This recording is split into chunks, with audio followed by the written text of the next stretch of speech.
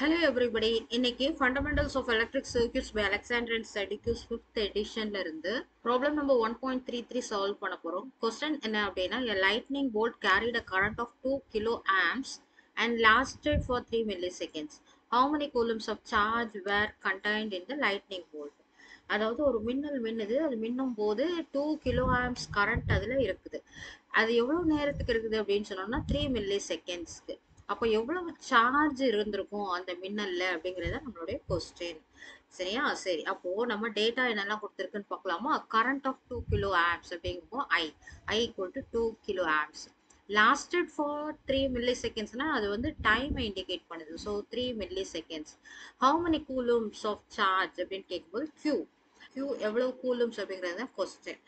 Okay, so இதுக்கு related formula பார்க்கணும் இல்லையா? Already we know that I equal to dq by dt. அதெல்லாம் ஹோல்சமாக எடுத்துட்டோம்னா I equal to capital Q by T அப்படின்னு எடுத்துக்கலாம்.